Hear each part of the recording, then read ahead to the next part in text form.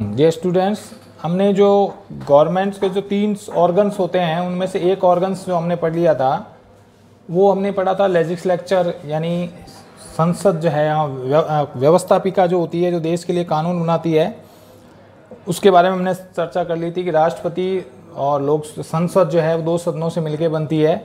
तो उसमें लोकसभा राज्यसभा की चर्चा कर ली थी। फिर हमने दूसरा जो ऑर्गन्स जो होता है वो होता है एग्जीक्यूटिव, यानी कार्यपालिका।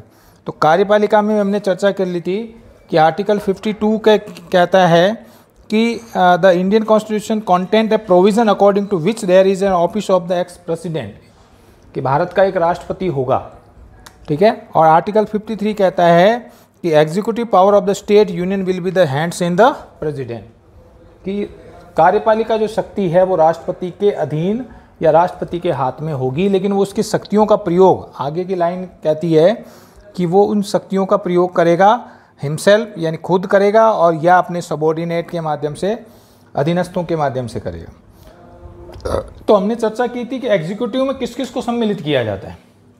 तो एग्जीक्यूटिव का मतलब हो गया, कार्यपालिका में सम्मिलित किया जाता है प्रेसिडेंट को, वाइस प्रेसिडेंट को, पीएम प्रधानमंत्री को, प्राइम मिनिस्टर, और काउंसिल ऑफ मिनिस्टर को, यानी मंत्री परिषद को। और इसके बाद हमने पढ़ा था कि इसमें से जो एक और जो है उसको सम्मिलित किया जाता है, उनको कहा जाता है अटॉर्नी जनरल। अटॉर्नी जनरल यानी महाधिवक्ता, ठीक है। तो इन सबको सामूहिक रूप से जो हम एग्जीक्यूटिव में सम्मिलित करते हैं, ठीक है। तो एग्जीक्यूटिव, एक 2 नंबर का प्रश्न आएगा कि एग्जीक्यूटिव भारत में जो है संघीय कार्यपालिका में, यूनियन एग्जीक्यूटिव में किस किस को सम्मिलित किया जाता है, सेंट्रल एग्जीक्यूटिव कह दो या यूनियन एग्जीक्यूटिव। तो उसमें प्रेसिडेंट, राष्ट्रपति आएगा, वाइस प्रेसिडेंट आएगा, उपराष्ट्रपति आएगा, प्राइम मिनिस्टर आएगा, और cabinet of minister, cabinet of ministry यानी मंत्रिपरिषद आएगी, और अटॉर्नी जनरल यानी महाधिवक्ता। इन सबको सामूहिक रूप से जो है कार्यपालिका के नाम से जाना जाता है। फिर हमने बात की थी कि यहाँ पर प्रेसिडेंट और प्राइम मिनिस्टर 2 पद होते हैं, ठीक है। तो भारत में हमने पढ़ा था क्या अपनाया गया, कौन सी, पार्लियामेंट्री सिस्टम अपनाया गया इंग्लैंड की तरह। और जहाँ पार्लियामेंट्री सिस्टम होता है वहाँ पर हमने पढ़ा था क्या होता है, वहाँ दोहरी ड्यूल गवर्नमेंट होती है। एक तो फॉर्मल गवर्नमेंट होती है, फॉर्मल कह सकते हो आप, या जिसके कॉन्स्टिट्यूशनल गवर्नमेंट होती है जिसमें कॉन्स्टिट्यूशनल हेड होता है, और एक रियल कह सकते हो आप। तो जो रियल हेड होता है वो अलग होता है, ठीक है। तो एग्जीक्यूटिव रियल हेड की जो है भारत में फॉर्मल या कॉन्स्टिट्यूशनल हेड है वो है प्रेसिडेंट होता है। संवैधानिक अध्यक्ष जो होता है या नाम मात्र का जो अध्यक्ष होता है, ठीक है, वो होता है प्रेसिडेंट। और रियल हेड कह सकते हो या एक्चुअल हेड कह सकते हो, वास्तविक जो अध्यक्ष होता है वो कहलाता है prime minister plus minister of council. इन सबको जो है, इन दोनों को वास्तविक कार्यपालिका कहा जाता है, ठीक है। इंग्लैंड का हमने अनुसरण किया तो इंग्लैंड में फॉर्मल या कॉन्स्टिट्यूशनल हेड किसको बोलता है, वहाँ का जो किंग है या क्वीन है, क्योंकि वहाँ राजतंत्र है। लेकिन इंडिया में फॉर्मल या कॉन्स्टिट्यूशनल हेड किसे कहते हैं, प्रेसिडेंट को, ठीक है। और इंग्लैंड में भी रियल या एक्चुअल जो हेड होता है किसका, एग्जीक्यूटिव का, वो पीएम और मिनिस्टर ऑफ काउंसिल होती है। और इंडिया में भी जो है वो रियल या एक्चुअल जो हेड होती है वो पीएम और मिनिस्टर ऑफ काउंसिल होती है, ठीक है।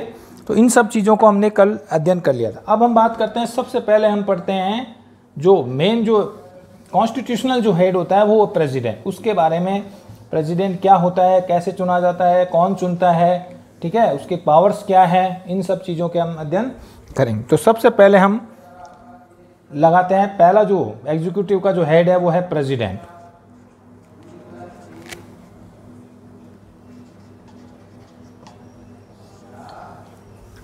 भारत में जो कॉन्स्टिट्यूशनल जो हेड होता है उसे प्रेसिडेंट के नाम से जानते हैं। और प्रेसिडेंट जो है वो आर्टिकल 52 में कहा गया है, 52 में ये कहा गया है कि भारत का एक कार्यपालिका प्रमुख होगा जो राष्ट्रपति के नाम से जाना जाएगा। ठीक है, तो इस हिंदी में इसे राष्ट्रपति कहते हैं। अब बात करते हैं कि राष्ट्रपति से संबंधित जो कुछ अनुच्छेद हैं उनकी क्या विशेषताएं होती है उसके बारे में हम पढ़ेंगे। तो सबसे पहले हम बात करते हैं क्वालिफिकेशन की। आप इसमें फर्स्ट पॉइंट में ले सकते हो क्वालिफिकेशन।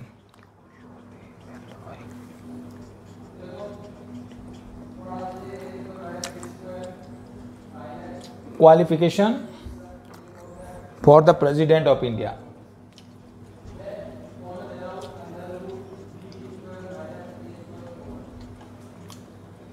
सबसे पहली बात करते हैं क्वालिफिकेशन की। राष्ट्रपति चुनने के लिए क्या योग्यताएं होनी चाहिए, यानी राष्ट्रपति कौन चुना जा सकता है।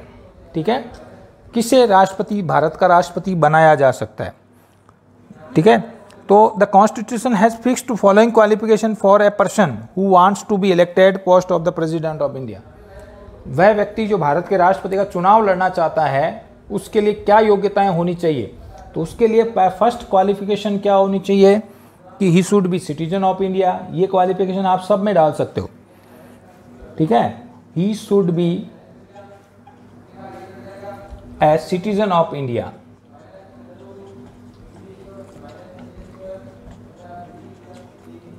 वह भारत का नागरिक होना चाहिए। देखिए ये योग्यता आप सब में डाल सकते हो, हाई कोर्ट का, सुप्रीम कोर्ट, जजेस वगैरह, प्राइम मिनिस्टर है, मिनिस्टर है, सब में। तो ये क्वालिफिकेशन तो सेम है सब में। ठीक है, सेकंड क्वालिफिकेशन में थोड़ा डिफरेंट होता है। तो ही शुड हैव कंप्लीट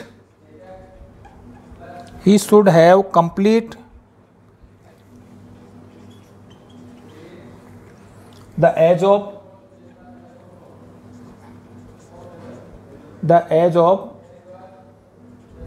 35 years। ठीक है, दूसरी क्वालिफिकेशन क्या होनी चाहिए, उसकी न्यूनतम आयु कितनी होनी चाहिए, 35 वर्ष। राष्ट्रपति बनने के लिए न्यूनतम योग्यता, न्यूनतम जो आयु क्या होनी चाहिए, वो आयु होनी complete the age of 35 years, यानी 35 वर्ष की आयु पूरी कर चुका हो। 35 वर्ष से नीचे आयु के व्यक्ति को राष्ट्रपति के पद का चुनाव वो नहीं लड़ सकता। ठीक है, तो दूसरी क्या योग्यता होगी, 35 वर्ष की आयु पूर्ण करनी चाहिए, जरूरी है। ठीक है, थर्ड जो क्वालिफिकेशन होती है वो होती है he should have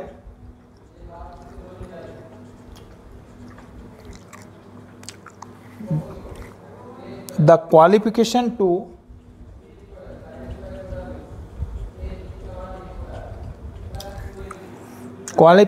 to be elected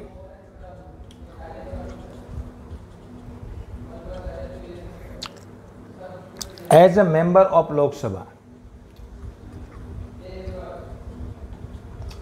as a member of Lok Sabha. यानी वह लोकसभा सदस्य की जो योग्यताएं होती है उन सारी योग्यताओं को पूरा करना वाला होना चाहिए। ठीक है, इसका मतलब लोकसभा का सदस्य होना जरूरी नहीं है। इसका मतलब हो गया कि लोकसभा सदस्य के लिए जो योग्यताएं होती है, आपने पढ़ी है लोकसभा सदस्य के लिए क्या योग्यताएं होती है, एक आयु को छोड़ के कि वह भारत का नागरिक होना चाहिए। ठीक है, और आयु लोकसभा की 25 होती है, यहाँ पर 35 होती है। ठीक है, उसके अलावा क्या हमने पढ़ा है, बैंकक्रप्ट नहीं होना चाहिए, दिवालिया नहीं होना चाहिए। ठीक है, मेंटली नहीं, पागल नहीं होना चाहिए। ठीक है, और तो लोकसभा सदस्य की जो योग्यताएं हैं, यानी लोकसभा सदस्य बनने की योग्यताएं होनी उसके पास चाहिए। ठीक है, इसका मतलब लोकसभा सदस्य ऐसा नहीं है लोकसभा का मेंबर चुनाव लड़े पहले लोकसभा का, नहीं। लोकसभा सदस्य के लिए जो योग्यताएं होनी चाहिए वो सारी की सारी योग्यताएं उसमें भी होनी चाहिए। तो लोकसभा सदस्य में आपने क्या पढ़ा था कि वो बैंकक्रप्ट नहीं होना चाहिए, दिवालिया नहीं होना चाहिए, मेंटली रिटायर्ड नहीं होना चाहिए, पागल नहीं होना चाहिए। तो वो सारी योग्यताएं पूरी करने वाला होना चाहिए। ठीक है, तो हम बात करते हैं कि राष्ट्रपति बनने के लिए 3 योग्यताएं होनी चाहिए। ये इंपॉर्टेंट प्रश्न है, 3 नंबर का आता है। Which is the qualification for the president. तो क्वालिफिकेशन राष्ट्रपति के चुनाव के लिए क्या योग्यताएं होनी चाहिए, तो 3 योग्यताएं आपको याद रखनी है। He should be a citizen of India, ये तो सब में याद रखनी है, भारत का नागरिक होना चाहिए।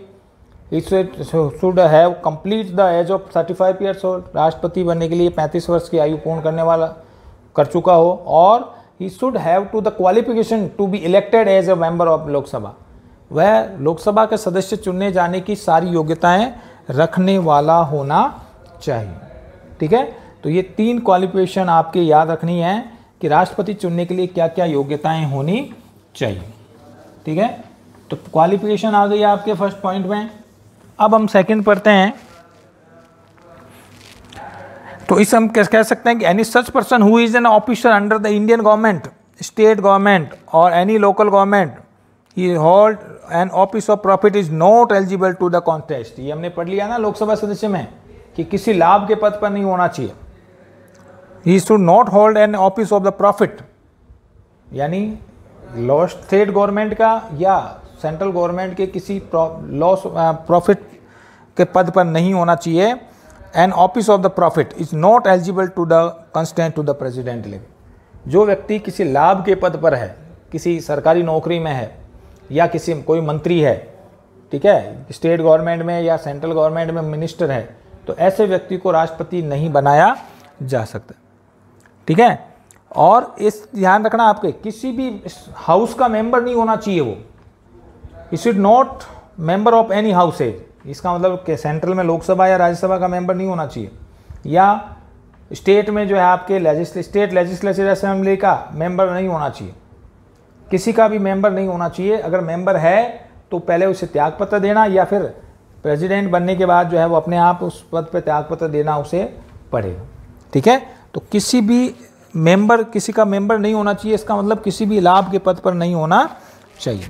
ठीक है, सेकंड जो चीज़ है वो इम्पोर्टेंट चीज़ है election of the president.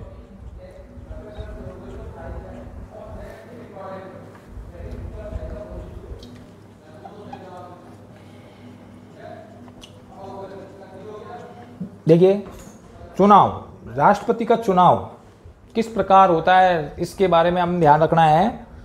Important question, सबसे वेरी इंपॉर्टेंट प्रश्न है ये, वेरी इंपॉर्टेंट है, याद रखना है आपको कि राष्ट्रपति का चुनाव किस तरीके से होता है या राष्ट्रपति के चुनाव में कौन भाग लेते हैं। ठीक है, तो the president of India is elected indirectly bye N electoral college system. ठीक है, तो ये याद रखना है। पहली बात तो वो किस तरह चुना जाता है, राष्ट्रपति का चुनाव जनता के द्वारा डायरेक्ट नहीं होकर के कैसा होता है, इनडायरेक्ट होता है, इनडायरेक्ट बाय द पीपल, जनता के द्वारा अप्रत्यक्ष रूप से चुना जाता है। अब कौन चुनता है उसको, राष्ट्रपति। तो इसके लिए याद रखना है आपको कि चुनाव, राष्ट्रपति का चुनाव करने के लिए एक इलेक्टोरल कॉलेज होता है। हु इलेक्टेड द प्रेसिडेंट, तो इसके लिए एक इलेक्टोरल कॉलेज होता है।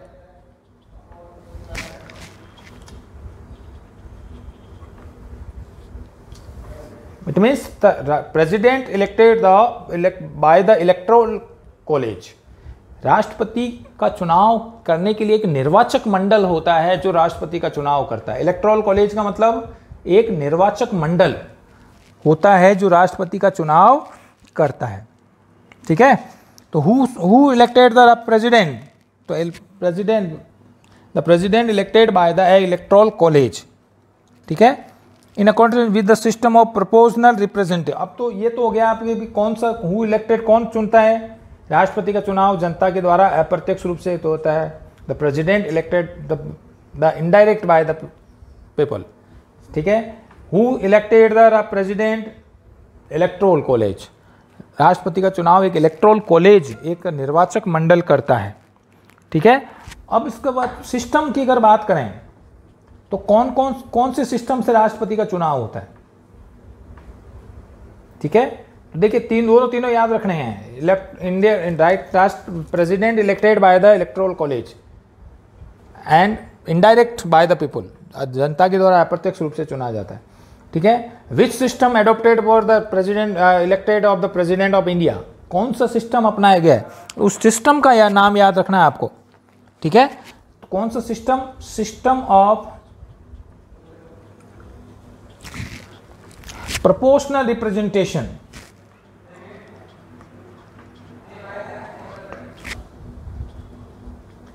proportional representation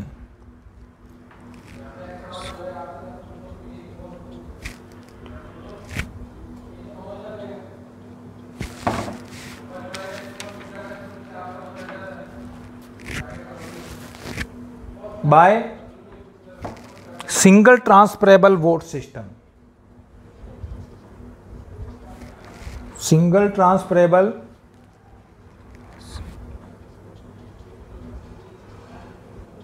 vote system.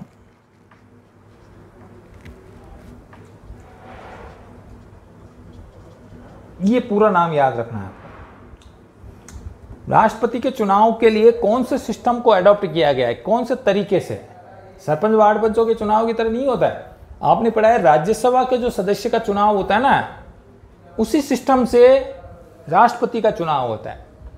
ये नाम आपने राज्यसभा के सदस्य के चुनाव के लिए भी पढ़ा था, मेंबर्स ऑफ राज्यसभा।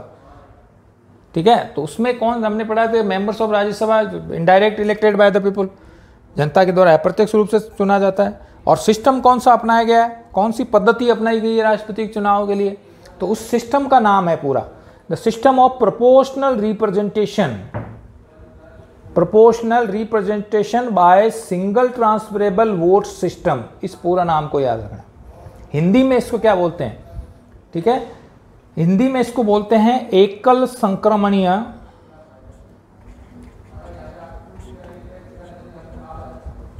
आनुपातिक प्रतिनिधित्व प्रणाली। आनुपातिक प्रतिनिधित्व प्रणाली। तो आपको हिंदी में नहीं लिखना है, लेकिन याद रखना है कि हिंदी में इस सिस्टम को क्या बोलते हैं, एकल संक्रमणीय आनुपातिक प्रतिनिधित्व प्रणाली। तो इसका पूरा नाम, ये पूरा नाम है, एक ही नाम है, इसको याद रखना है। तो which system adopted for the elected of the president, election of the president. कौन से सिस्टम को अपनाया गया है राष्ट्रपति के चुनाव में, तो उसको आपको याद रखना है सिस्टम ऑफ प्रोपोर्शनल रिप्रेजेंटेशन, आनुपातिक प्रतिनिधित्व। इसको बोलते हैं आनुपातिक, इसको बोलते हैं प्रतिनिधित्व। Proportional representation by single transferable vote system. एकल संक्रमणीय आनुपातिक, यानी वोट ट्रांसफर होता है। अब कैसे होता है मैं आपको बताऊंगा उसको, ठीक है। तो राष्ट्रपति के चुनाव के लिए कौन सा सिस्टम अपनाया गया है, which system adopted for the election of the president, election of the president. तो उसके सिस्टम का नाम याद रखना है system of proportional representation by single transferable vote system. एकल संक्रमणीय आनुपातिक प्रतिनिधित्व प्रणाली के द्वारा राष्ट्रपति का चुनाव किया जाता है। तो दो तीन बातें याद रखनी है। राष्ट्रपति का चुनाव इनडायरेक्ट जनता के द्वारा होता है, अप्रत्यक्ष होता है, ठीक है। उसके लिए एक इलेक्टोरल कॉलेज होता है जो राष्ट्रपति का चुनाव करता है। अभी इलेक्टोरल कॉलेज में कौन कौन होंगे वो याद रखना है, ठीक है। कौन सा सिस्टम अपनाया गया है राष्ट्रपति के चुनाव के लिए, कौन सी पद्धति अपनाई गई है, which system adopted for the election of president. तो सिस्टम का नाम पूछे आपसे, तो उस सिस्टम का नाम होगा system of proportional representation by single transferable vote system, ठीक है। तो इस तरीके से राष्ट्रपति का चुनाव अपनाया जाता है। अब देखिए इसमें ये तो तीन चीजें आपको हो गई। अब आप इसमें इलेक्टोरल कॉलेज राष्ट्रपति का चुनाव करता है, तो उस इलेक्टोरल कॉलेज में कौन कौन होंगे, ठीक है। तो ये भी एक अलग प्रश्न बनता है, who include in electoral college of the president election. तो राष्ट्रपति का चुनाव एक निर्वाचक मंडल के द्वारा होता है। अब निर्वाचक मंडल में कौन होंगे, ठीक है। तो इस इलेक्टोरल सिस्टम में कौन कौन होंगे इसको ध्यान रखना है। The election of the president will be held indirectly bye such an electoral college. राष्ट्रपति का चुनाव कौन करता है, एक इलेक्टोरल कॉलेज करता है, ठीक है। Who include in electoral college, तो इलेक्टोरल कॉलेज में दो तरह के मेंबर्स होते हैं, ठीक है। कितने तरह के मेंबर्स होते हैं, दो तरह के मेंबर्स, ठीक है। नंबर एक, इलेक्टोरल मेंबर कॉलेज में दो तरह के मेंबर होते हैं, ठीक है। पहला electoral elected member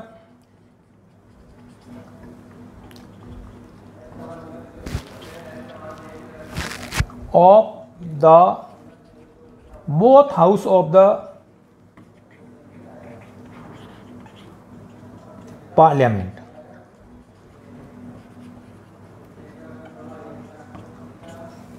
elected member of the both house of the parliament, इसका मतलब संसद के दोनों सदनों के इलेक्टेड मेंबर, निर्वाचित सदस्य। इलेक्टेड मेंबर इसका मतलब लोकसभा के इलेक्टेड मेंबर और राज्यसभा के इलेक्टेड मेंबर। बात समझ में आएगी? बोथ हाउस से का मतलब लोकसभा और राज्यसभा के निर्वाचित सदस्य, केवल जो चुने हुए जाते हैं। आपने पढ़ा है ना, लोकसभा में इलेक्टेड मेंबर और नॉमिनेट मेंबर, दो तरह के मेंबर होते हैं। उसमें से केवल इलेक्टेड मेंबर या निर्वाचित सदस्य ही लोकसभा के चुनाव, राष्ट्रपति के चुनाव में भाग लेंगे। जो जनता के द्वारा चुन करके आते हैं, जैसे लोकसभा के मेंबर इलेक्टेड मेंबर जनता के द्वारा चुन के आते हैं, और राज्यसभा के मेंबर राज्य विधानसभाओं से चुन के आते हैं।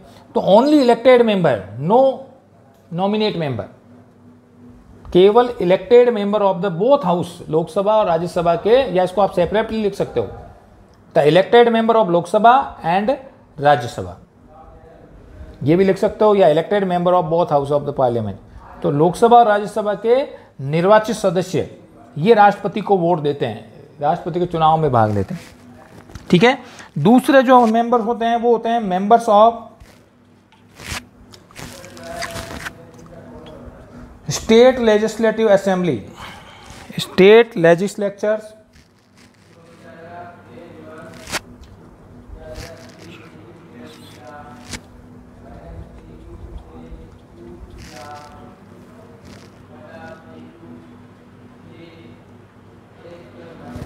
and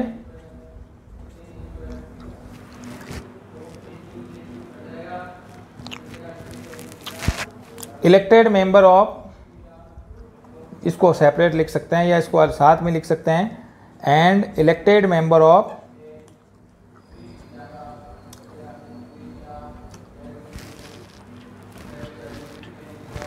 union territory.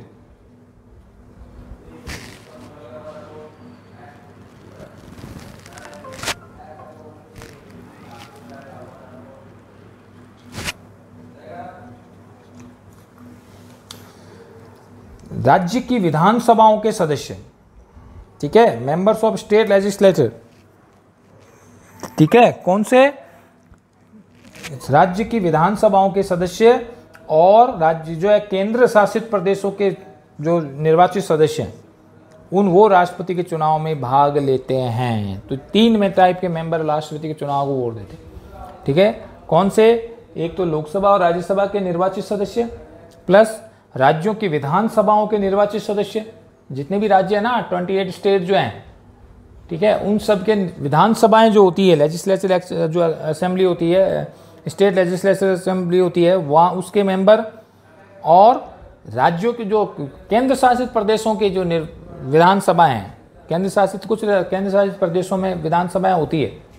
ठीक है, जैसे हमने कहा दिल्ली और पुदुचेरी, दिल्ली एंड पुदुचेरी है द लेजिस्लेचर असेंबली।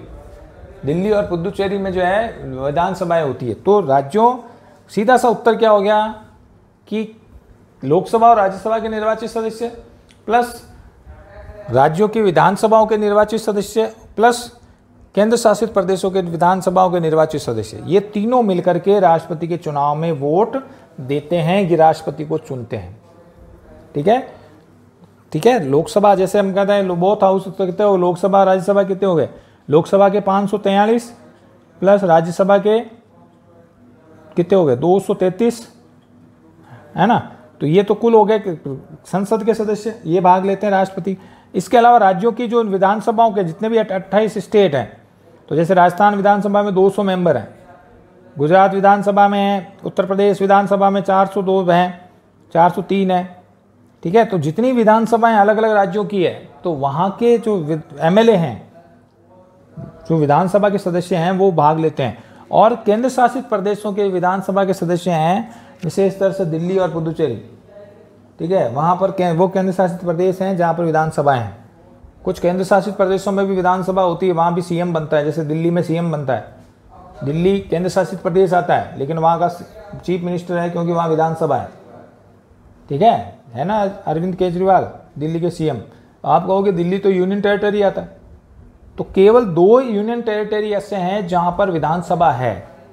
ठीक है, और अब जम्मू बन जाएगा तीसरा। ठीक है, तो कौन कौन से हैं? दिल्ली एंड पुदुचेरी। तो इन 2 ये है तो यूटी, यूनियन टेरिटरी है, लेकिन यहाँ पर क्या है, लेजिस्लेटिव असेंबली है, विधानसभा है। तो दिल्ली यानी केंद्र शासित राज्यों की, केंद्र शासित प्रदेशों के जो है वो निर्वाचित सदस्य राष्ट्रपति के चुनाव में भाग ले। तो इन तीनों को मिला करके एक इलेक्टोरल कॉलेज बनाया जाता है जो राष्ट्रपति के चुनाव में भाग लेता है। ठीक है, तो हु इलेक्टेड द प्रेसिडेंट, तो लोकसभा कौन भाग लेता है भाई राष्ट्रपति के चुनाव में, तो एक इलेक्टोरल कॉलेज भाग लेता है। इलेक्टोरल कॉलेज में कौन कौन होते हैं, elected member of the both house of the parliament, ठीक है, संसद के दोनों सदनों के निर्वाचित सदस्य, प्लस राज्यों की विधानसभाओं के निर्वाचित सदस्य और केंद्र शासित प्रदेशों के विधानसभाओं के निर्वाचित सदस्य। ये इलेक्टर मिलकर के एक इलेक्टोरल कॉलेज होता है और वो राष्ट्रपति को चुनाव में वोट देते हैं। इसका मतलब संसद के ये सदस्य प्लस सभी राज्यों के 28 राज्यों की विधानसभाओं के जो सदस्य हैं वो भाग लेते हैं, राष्ट्रपति को वोट देते हैं, और दिल्ली और पुदुचेरी की जो विधानसभा हैं वहाँ के निर्वाचित सदस्य राष्ट्रपति के चुनाव में भाग लेते। देखिए ये पहले शामिल नहीं थे, यूनियन टेरिटरी को शामिल नहीं थे, इसको बाद में जोड़ा गया था। कौन सा, 17th कॉन्स्टिट्यूशन असेंबली जो है अमेंडमेंट हुआ था, 17th कॉन्स्टिट्यूशन अमेंडमेंट हुआ था 1992 में, उसमें इनको जोड़ा गया था। पहले केवल ये 2 ही भाग लेते थे, लेकिन राज्यों की विधानसभा, केंद्र शासित प्रदेशों की जो विधानसभा उनके निर्वाचित सदस्यों को कब जोड़ा गया था, इसके लिए संविधान में संशोधन किया गया था। 70वां संशोधन हुआ था कि भाई इन 2 केंद्र शासित प्रदेशों को भी राष्ट्रपति के चुनाव में भाग लेने का अधिकार होना चाहिए, क्योंकि ये 2 ऐसे राज्य हैं, केंद्र शासित प्रदेश हैं जहाँ पर विधानसभाएं हैं, दिल्ली और पुदुचेरी। ठीक है, तो इनके सदस्यों को भी, इनके विधानसभाओं के सदस्यों को भी राष्ट्रपति के चुनाव में भाग लिया जाना चाहिए। ठीक है, पहले ये 2 ही थे, लेकिन 1992 में 17th कॉन्स्टिट्यूशन अमेंडमेंट हुआ था, 70वां संविधान संशोधन हुआ था 1992 में। उसमें ये कहा गया था, इसमें संविधान में ये लिखा गया, ये जोड़ा गया था कि भाई दिल्ली और पुदुचेरी की जो केंद्र शासित प्रदेश की जो विधानसभाएं हैं उनके मेंबर को भी राष्ट्रपति के चुनाव में भाग लेने का अधिकार होना चाहिए। ठीक है, तो ये कब जोड़ा गया था दिल्ली और पुदुचेरी की विधानसभाओं को, तो 17th कॉन्स्टिट्यूशन अमेंडमेंट हुआ था 1992 में, उनमें इसको जोड़ा गया था। ठीक है, ये बहुत इंपॉर्टेंट है। Who is included the electoral college of the president, राष्ट्रपति के निर्वाचक मंडल में किस किस को शामिल किया जाता है, तो elected member of the both house of the parliament, members of state legislative assembly और elected member of the union territory. ठीक है, ये तीनों मिलकर के राष्ट्रपति के चुनाव में भाग लेते हैं। ठीक है, तो ये कहलाएगा राष्ट्रपति का निर्वाचक मंडल। ठीक है, तो ये सारा सिस्टम क्या इनडायरेक्ट है। इनडायरेक्ट कैसे है, हम जनता किसको चुनती है, जनता चुनती है एमपी को, भाई लोकसभा के सदस्यों को चुनते हैं और लोकसभा के सदस्य आगे जाकर के राष्ट्रपति को चुनते हैं, तो इनडायरेक्ट हो गया ना। राज्यसभा के सदस्यों को कौन चुनती है, राज्यों की विधानसभाएं चुनती है, और ये राज्यसभा के सदस्य आगे जाकर किसको करते हैं, चुनते हैं, राष्ट्रपति को चुनते हैं, तो इनडायरेक्ट हो गया ना। ठीक है, तो इस तरह राष्ट्रपति का चुनाव जनता के द्वारा इनडायरेक्ट तरीके से होता है। सिस्टम कौन सा अपनाया गया उसको भी याद रखना है। मैं इसलिए फोकस कर रहा हूं कि इससे 2 नंबर के प्रश्न बनते हैं। ठीक है, तो इनडायरेक्ट तरीके से होता है, एक इलेक्टोरल कॉलेज राष्ट्रपति का चुनाव करता है, और कौन सा सिस्टम अपनाया गया है, तो सिस्टम का नाम याद रखना है, system of proportional representation by single transferable vote system. इस पूरे नाम को याद रखना है। एकल संक्रमणीय आनुपातिक प्रतिनिधित्व प्रणाली, हिंदी में पूरा नाम है, इंग्लिश में नाम है proportional representation by single transferable vote system. ठीक है, इस सिस्टम को राष्ट्रपति के चुनाव में अपनाया गया है। Who include in the electoral college of president, राष्ट्रपति के निर्वाचक मंडल में किसको शामिल किया जाता है, elected member of Lok Sabha and Rajya Sabha, या तो ये लिख दो या elected member of house of parliament को लिख दो, एक ही बात है। ठीक है, तो members of state legislature assembly, जितने भी जो 28 स्टेट हैं उनकी स्टेट लेजिस्लेटिव असेंबली के जो मेंबर हैं, जिसको हम एमएलए बोलते हैं, ठीक है, वो राष्ट्रपति के चुनाव में भाग लेते हैं। और elected member of the union territories, ये बाद में जोड़ा गया था, 17th कॉन्स्टिट्यूशन अमेंडमेंट से जोड़ा गया था 1992 में, कि भाई दिल्ली और पुदुचेरी में भी विधानसभाएं हैं, इसलिए उसके भी सदस्यों को राष्ट्रपति के चुनाव में भाग लेने का अधिकार होना चाहिए। ठीक है, तो इसलिए इसको बाद में जोड़ा गया था। ठीक है भाई, तो आज के लिए हमने बहुत इंपॉर्टेंट बात पढ़ी है। एक तो क्वालिफिकेशन क्या होनी चाहिए, वही क्वालिफिकेशन, एज जो है भारत का नागरिक होना चाहिए, एज 35 ईयर्स होनी चाहिए और लोकसभा सदस्य के चुनने की योग्यता होनी चाहिए। और सेकंड पढ़ा था कि इलेक्शन ऑफ द प्रेसिडेंट कैसे होता है, इनडायरेक्ट होता है, इलेक्टोरल कॉलेज करता है और सिस्टम से चुनाव होता है, इलेक्टोरल कॉलेज में ये शामिल होते हैं।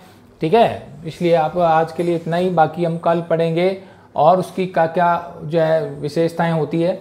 आज के लिए इतना ही, धन्यवाद।